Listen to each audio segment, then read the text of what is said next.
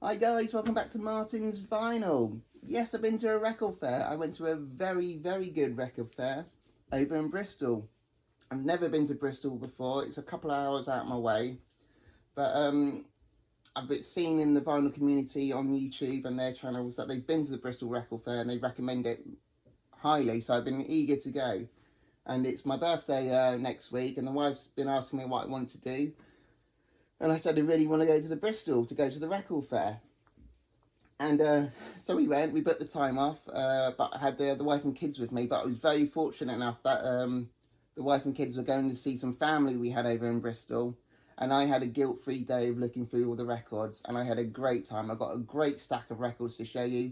I've got some Grails, I've got some Japanese pressings. And I lost my 7-inch Virginity as well. And also make a very rookie mistake at the record fair, so be sure to stick around to find out what I did. But I'm going to show you some clips of inside of the Bristol Record Fair. There is floors and floors of records. I've never seen so many records in one place. But I just want also to let you guys know that record fairs, they kind of have this stigma of being really expensive. I'm trying to break that stigma just purely because I've been to a handful of record fairs. And yes, it all depends on the seller. When you go in, there's a variety of different sellers and stands and stuff. And yes, there can be the 1 or 2 sellers that sell them at ridiculously prices and you don't go anywhere near them. But there is other stands and sellers who are very approachable. They do it at an okay price, maybe a little more expensive than usual, but if you talk to them, if you haggle with them, if you talk about the grading of the record, they might bring the price down. If you're buying more than 1 record from them, if you're buying 2 or 3 records, most of the time they give you a discount straight off. You don't have to haggle with them. They give you a good discount at the same time. So please don't be put off. And also, anyone who's never been to a record fair, that they're worried they're not going to fit in, or the egos, or stuff that you might be anxious about being around pros that are buying records, have no fear. They're very approachable, so easy to talk to. I've picked up so many records and someone's mentioned over my shoulder, oh, that's a great record, and you start conversing and talking about the record and talking about other artists and albums, and before you know it, so much time has gone past, but you just you love it. It's great. That's why we're there. It's not just about buying and selling records. It's all of us coming together as a vinyl community and talking about our love of records. It's really good, so don't be put off. Go. I can't recommend record fairs enough. It's a really good, welcoming place. Anyway, I'm going to show you the clips and I'll tell you about all the records I bought. I've got some killer stuff to show you guys. Alright, oh, also, Bristol itself is amazing. Yes, the record fair is really great, but I had to walk through the city to get back to my family. And Bristol is so colourful and vibrant and there's so much going on. There's so many markets and so many record markets as well and record stores. I was absolutely gutted when I left the record fair because I spent all my money. And I spent all my money and I was actually gutted. I don't know why I didn't Google Bristol before I left. I'm going to have to go back again and explore Bristol better and go into all these record stores and markets because there's a lot. I do make clips of all inside of the record fair, but after those clips there's some clips of the markets and stuff as well, so stick around, see those clips, and I'll tell you about all the records and the grails that I bought from there. Alright, speak to you soon. Guess where we're going? Where? To the record fair. Yeah! No, not you guys, just Daddy. Oh!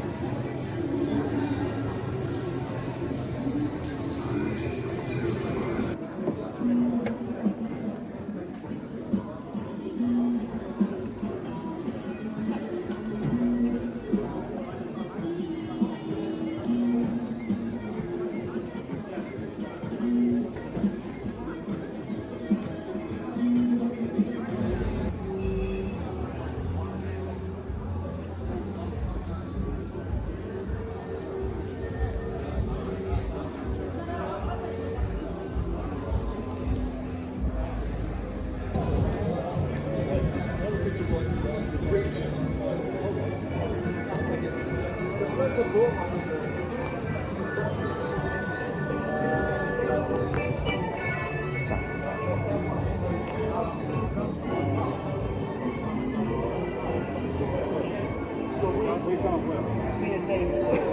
not done part of the time.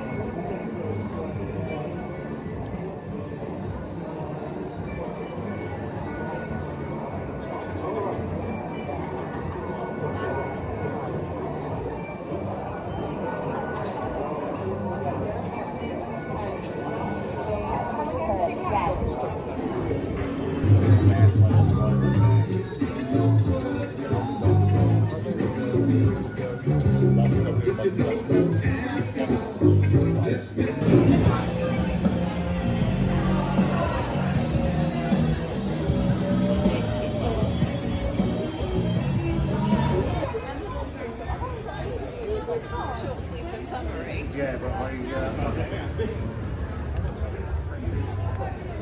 Hello. How are you?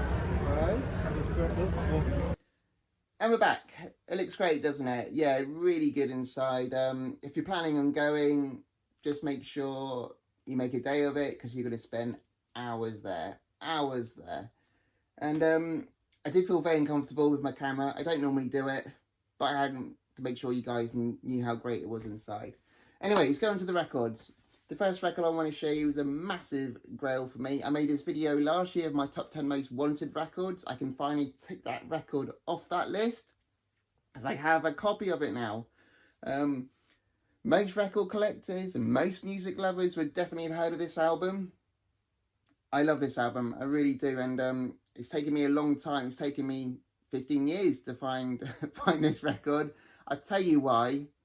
I think the importance of why this album is a grail for me is more interesting for what it actually is. So let me tell you, 15 years ago I worked at this really small restaurant, really small kitchen. It was 3 chefs, but the place was top notch. It was really good food, really pristine, really clean. We worked, me and the other 2 chefs worked our asses off to produce such a good service, good food and everything else.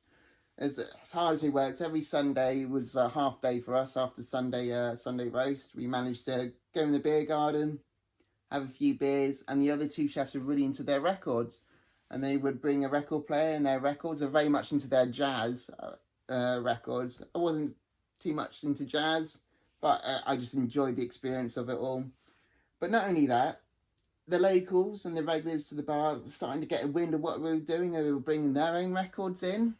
So Sunday afternoon kind of started becoming this thing of listening to records and beers, and I had a great time. I'll never forget it. It's kind of how my love for records started. But it was just one day, people were playing some blues records, and someone put on this record, and I was like, wow, this is really good. Who is this? And the guy says, oh, this is Fleetwood Mac. I was like, this isn't Fleetwood Mac. Remember, this is 15 years ago. I didn't know any better. I didn't know at the time. This is Peter Green's Fleetwood Mac. I was like, who's Peter Green? And he shows me this record. This is Fleetwood Mac, Mr. Wonderful. Now, this is the band before Stevie Nicks and Lindsey Buckingham and Rumours and all that. This was the band with Peter Green as the lead guitarist. This album blew my mind. I immediately fell in love with this record, and the guy who had it wanted to sell it to me. I was like, yeah, I'd love to buy it. How much is it? And he said a stupid price for it. I was like, what are you talking about? Remember, I'm young, I'm working a chef's salary. I can barely afford to pay rent and feed myself, let alone spend that stupid amount of money on record and music. And so I said no. Anyway, so every week he would bring it back and play it on, and I enjoyed it and I loved it. I was like, this is great. And he kept trying to sell it to me every week. And I was like, no, I can't do it. So he kind of teased me about it. And I think he just wanted me to fund his drinking at the bar to pay for this record. Like, little did I know how much the records were worth at the time. Anyway, time goes on. My love for records grew and grew and grew. And I was always constantly on the hunt for this record. I could never find a clean enough copy. Never find enough money to get together to be able to buy a good clean copy of it. Was constantly on eBay, but everyone is a bidding war on eBay for this record every time. As expensive as record fairs are, it's not as bad as eBay. People are paying stupid prices for records on eBay. It's just as bad. And just as, and record fairs compared to eBay, I'd rather go to a record fair than try and battle out on eBay. Anyway, I found this one at the record fair. It was a great grading at a great price. It's on the original Blue Horizon label. That's how you know it's a UK first press. Let me show you guys. So you're not talking rubbish. There it is. Finally got my hands on a copy. I can tick it off the list now. Very, very happy. Fleetwood Mac with Peter Green, Jamie Spencer, Mick Fleetwood, John McVie. It's pure blues heaven. This opened a lot of doors for me. I managed to branch out and I find all the other bands that Peter Green was with, like John Mayall. And then I start finding out like Eric Clapton and his other bands like Cream. And another album I'm going to show you which has Eric Clapton in. So this album really opened a lot of doors for me and my musical journey. Really great. Peter Green is one of my absolute favourite blues guitarists. This is one of my favourite albums. So happy to have this finally. A really good, clean copy that I'm happy with. Anyway, moving on. Another grail for me I've been wanting for a long time is Nazareth, Hair the Dog. I see this record a lot on the vinyl community, and for good reason. It's a very, very good hard rocking album. If you're fans of AC/DC, the lead singer, Dan McCafferty, sounds very much like Brian Johnson. Very good band. I don't know why they weren't big as like AC/DC. For me, they're just as good. And this is their main album. Reason why this is a bit of a grail for me, because I've been wanting a first UK press. There's many reissues of this album. There's many represses. There's many anniversary editions. There's many colour vinyl. But I wanted the very first UK first press. This has been pressed on Vertigo, on A&M label over in the States. You can get them for very cheap over there. This is also done on the Mountain label as well, which you can get very cheap on those presses. But the first UK presses go for slightly more. And as a record collector now, for me, I need to get hands on the first pressings. And I did. I found it, and I found it on the right label, in the right condition for me, the right grading, on the original Mooncrest label. That's how you know you got a first UK press. Another way you know it's a first UK press, it doesn't have the song Love Hurts. On the American pressings, you can get the track Love Hurts, which is a great big song for the band. It's probably their biggest hit. But for me, I'm quite happy for it not to be on there, because I hear it enough on the radio. But anyway, the rest of the album is killer. Great stuff. The title track, How the Dog, is very good. Changing Times is very good. And Whiskey Drinking Woman is a killer track as well. The whole album is great, and I'm chuffed a bit to have my hands on a first UK copy. Really good. Alright, next record I want to show you is ZZ Top, Tres Hombres. Now you're probably wondering why I'm showing this one. It's quite a common album again. It's ZZ Top, a very well-known name. But like I said, I want to get my hands on a first press, original first pressing, and this is original first pressing. Most pressings of this are on the Warner Brothers label. To know this is a first press, it's on the, I don't know if you can see it, it's on the London label. Let me get it out so you guys can see it. But I did have a copy of this. It was a reissue of this, but I sold it many years ago. My mum actually got it for me for my 21st birthday, because I'm a big fan of ZZ Top. But I lost it in the big purge I had, because I was trying to fund myself getting the first pressings. But not only is this the first pressing, this is actually my first Japanese press. So yeah, this is the first original pressing, but on the Japanese pressing. So, and there's a lot of talk and debate in the vinyl community about what sounds better, the UK or the Japanese. And I'm not an expert, because this is the first one I've ever listened to. Both sound great. They both sound really, really good. I am a big ZZ Top fan, but I'm a very early ZZ Top fan. I love the 70s stuff. This one came out in 1973. This one and Rio Grande Mud, that's the first UK press on the London label, but they're also their first debut album, which I'm still trying to get my hands on, is the best ZZ Top stuff for me. That's the stuff I really did. This album has some of their monster hits on it. It's got Lagrange on there, and Waiting for the Bus, and Jesus Just Left Chicago. This is a great album, and I'm happy to have this back in my collection. Alright, staying on the Japanese front, I've managed to find another Japanese pressing, but this is a Creedence Clearwater one. This is an original first press on the Japanese. You see it? It's still on the Liberty label. You see it? Sorry. But it's a Japanese pressing. But this one has the Obi strip. That's the only annoying thing with my ZZ Top. It doesn't come with the Obi strip. It does normally come. So I managed to get that one for a lot cheaper. Just simply because it doesn't have the Obi strip on it. They are worth quite a bit more when they have that Obi strip. Anyway. Creedence Clearwater, I'm a big fan of them. I'm like ZZ Top, I'm trying to find all the original first presses.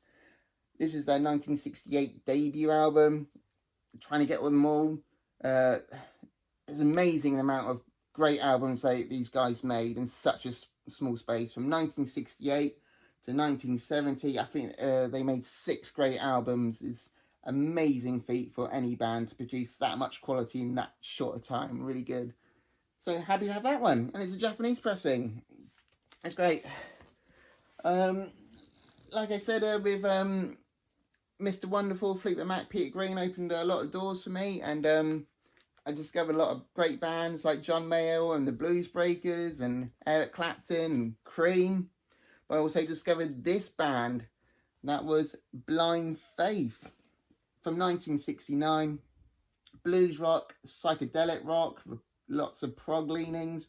This is the first press on the Polydor label. Let me show you. Only thing I hate about this album is the cover art. I have no idea how this got past. I don't know what the record label was thinking, what the band was thinking, what anyone was thinking when they decided to go with this cover. I've covered it up because I got kids at home. I don't want them seeing this cover. But regardless of the horrible cover art, it's a great record. The band consists of a supergroup. Yes, you got Eric Clapton, and you also got Ginger Baker on the drums from Cream, but you also got Steve Winwood and Rick Greck from the band Traffic on here. A very, very short-lived band. They're only together for a couple of months, but they managed to produce this album and went on tour for a little bit. But then they disbanded. I think when you got that much musical talent in one room, I think egos are going to clash. So it was very, very short-lived band. Anyway, but apart from that, this is a standout album with great blues. Great blues-based music with a lot of prog rock on there sometimes as well. And with lots of soul. It's a great sounding... It's super clean as a whistle record that I got at the record fair at a very good price as well. So yeah, I'm not the massive Eric Clapton fan. I like everything else. I like the older blues stuff. I'm not too much of a Eric Clapton and the Layla stages and stuff like that. But for me, this is Eric Clapton at his best. Really good stuff. All right, the next record I'm going to show you is I kind of made a rookie mistake with this one, but don't worry, it all turns good in the end. I got the Trogs from Nowhere, their debut album from 1966. This is I love the Trogs. I've had them on CD for a long time, and I've been streaming the album forever. It's great garage, early garage pop rock. Another thing, reason I like the Trogs so much, they are kind of a local big band to me. The guys are from Andover, which is less than a couple hours drive from me.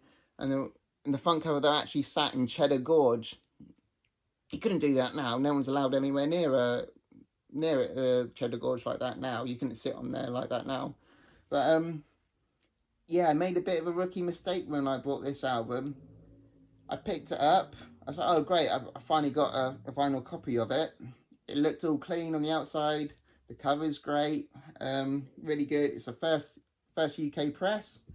Brilliant, ticked all the boxes, and I paid for it. I walked away, and I'm looking at the back.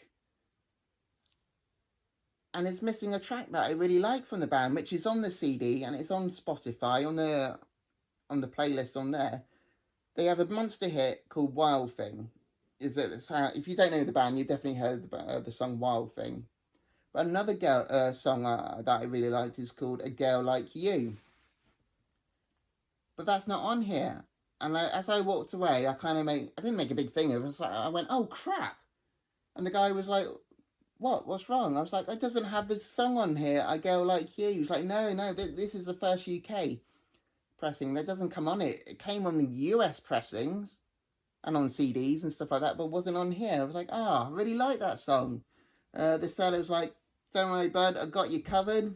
And he went over to his 7 inches and he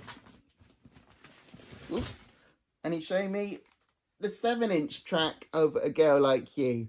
I was like, I don't really do 7 inches, but I suppose I have it. And he let me have it because he knew how upset I was because the girl wasn't like he wasn't it. So you just gave it to me.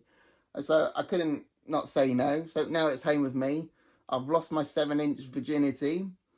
I don't know if I'm going to, well, I say I'm not going to really start. I have bought another 7-inch, which I'm going to show you now. But 7 inches for me, most of the time it doesn't have the cover art and it's only one song, so I don't really spend a lot of time digging through 7 inches. I like my 12-inch LPs. But I'm happy to take this one because I want the UK first press and I want this one on vinyl. Anyway, talking of 7 inches, I also picked this one up. White Stripes, Hardest Button to Button. I'm a massive White Stripes fan. But on the B side of this track, it has the song St. Ives March. They never released that on an LP or CD or anywhere else. It's only on the B side of the Hardest Button to Button. And that is one of my favourite White Stripes songs. So I was super happy to have it on a vinyl copy. So my 7-inch collection has gone from nothing to 2. I don't know if I'm going to pick up any more. I don't want to. Maybe some more White Stripes 7 inches, just purely because there's a lot of B-side tracks that never got released anywhere else. So I might start a 7-inch White Stripe collection. Maybe. Anyway, that's it. That's everything I brought. I had a great time at the record fair. I hope you stuck around to the end. Tell me all my stories and the records that I'm showing. If you're unfamiliar with my channel, I do these record collection circulation videos where I talk about all the new stuff that I brought and any other records that I'm listening to in my collection. I also do I buy and sell records to help fund the hobby that we all share. And also I've started making a series of videos. I've only done the first part of 10 records under £10 in 10 minutes. I've started to do that to see if there's any interest because yes, records are expensive, but there is some killer heat out there that doesn't cost very much at all. And just because they're cheap, it doesn't mean that they're not very good. There's some really good cheap albums out there. Alright, so don't forget to give me a like and subscribe so you don't miss out on any future content. Thank you very much. Goodbye.